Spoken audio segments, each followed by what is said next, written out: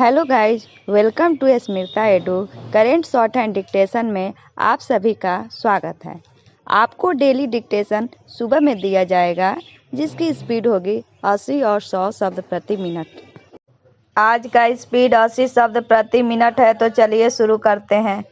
भारत ने 54 और चीनी ऐप पर पाबंदी लगाने का जो फैसला किया वह इसलिए आवश्यक था क्योंकि इनमें से कुछ पहले ही प्रतिबंधित कर दिए गए थे, लेकिन वह नाम बदलकर फिर से आ गए थे। पूर्णविराम।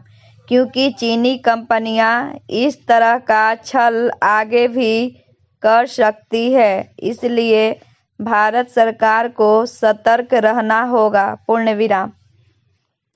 चीनी अपना केवल देश की सुरक्षा के लिए खतरा है, बल्कि उनमें से कुछ धोखाधड़ी का जरिए बनते हैं तो कुछ भारतीयों को डाटा चुराने का काम करते हैं। पूर्णविराम। भारत अब तक करीब 250 चीनी ऐप प्रतिबंधित कर चुका है। पूर्णविराम।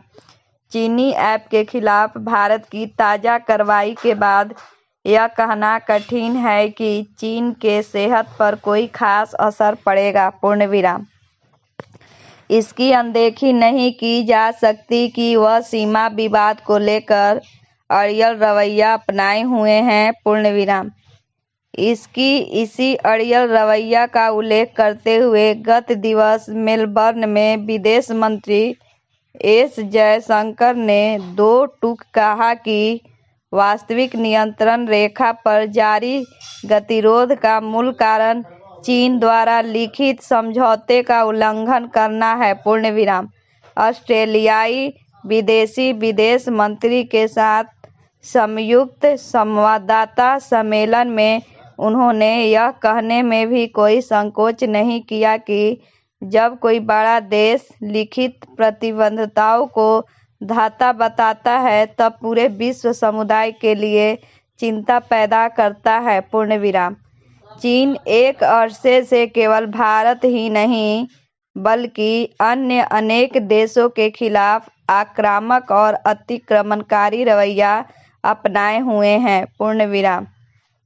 इसके अलावा वह जहां कई छोटे देशों को कर्ज के जाल में फंसाकर उन्हें एक तरह से अपना उपनिवेश बनाने में लगा हुआ है, वहीं पाकिस्तान को भारत के खिलाफ मोहरे की तरह इस्तेमाल कर रहा है। पूर्णविराम।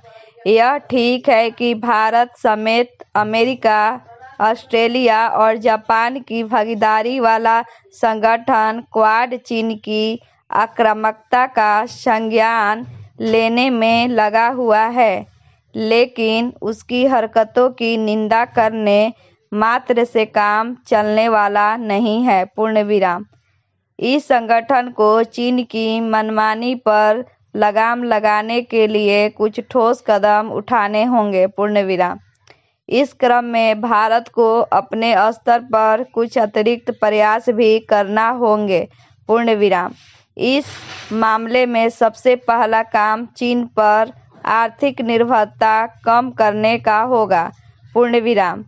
यद्यपि लद्दाख में चीनी सेना ने खूनी झड़प और उससे उसे सबक सिखाने के बाद भारत की ओर से ऐसे कई कदम उठाए गए जिसमें चीन पर आर्थिक निर्भरता कम हो, लेकिन अभी तक अपेक्षित परिणाम नहीं मिले हैं। पूर्णविराम। समस्या केवल यह नहीं कि चीनी वस्तुओं का आयात कम होने का नाम नहीं ले रहा है, बल्कि यह भी है कि व्यापार घाटा बढ़ा रहा है। पूर्णविराम।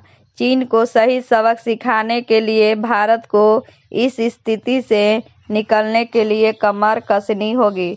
पूर्णविराम। डिक्टेशन का PDF डिस्क्रिप्शन में मौजूद है, वहां आप देख सकते हैं। अगर मेरी वीडियो पसंद आए तो लाइक करें, सब्सक्राइब करें और बेल आइकन दबाना ना भूलें। धन्यवाद।